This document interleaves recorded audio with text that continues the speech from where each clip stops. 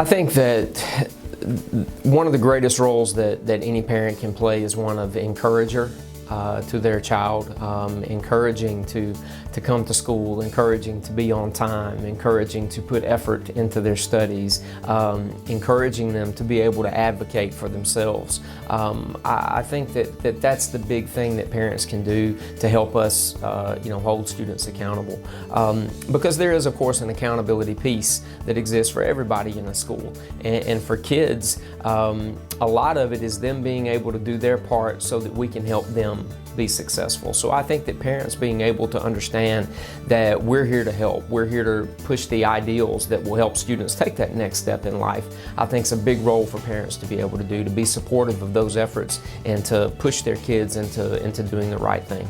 Well, going back to the three things that I mentioned as big picture goals, what we're wanting to see is those things all improve and continuously to improve. I don't think that we'll ever reach a point with any of those in which that we have reached some proverbial mountaintop where you can just kind of sit back and, well, now we're done. It's just constantly seeking to improve, again, in our teaching and learning, in the work that's going on in the classroom, being able to provide kids different avenues to be able to be successful, not just in academics, but in life and in other organizations, and also to continue improving our building and what we have here as a physical structure. I think in the next 5 years, what we want to see is all of those things improve exponentially, and so that's the work that we're doing.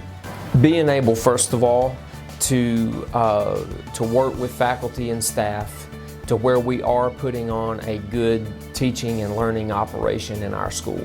I think that's first and foremost. When you do that, the grades and the scores and the tests and all that other kind of stuff, those are byproducts of it. But us being able to work with our teachers in a capacity that makes them better teachers and that emphasizes instruction. When we're doing that, I think that's part and parcel of what a principal's job is. I think also being able to provide a good environment for kids in terms of culturally in a school, in terms of a place where they can feel safe, in terms of where they feel supported. That's a big goal. And then additionally, once again, when we're making sure that our buildings and grounds are clean, they're safe, we're working towards improvements. All of those are things that I look at. Am I doing good enough in any of those capacities?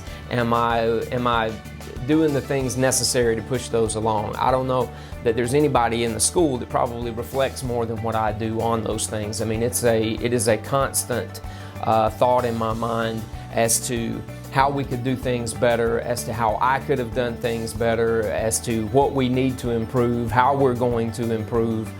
Those are things that I think of daily.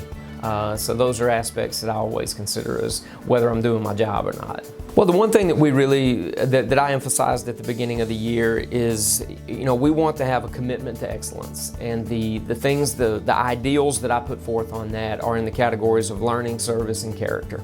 To me, for our kids, for our faculty, that's what we're really shooting for in a real easily summed up way, is that we're doing the best we can. We're having that commitment to excellence in learning, which is the academic goals of our school, in service to both our school and our community, and in character, which is the idea that we can all work to be better people. So those are that I think is the big summary statement, and we've got those that are hung up in the classrooms, and that's what we emphasize when we have student meetings, is that commitment to excellence in the learning, service, and character. Those are what we really push as the things that we're looking for.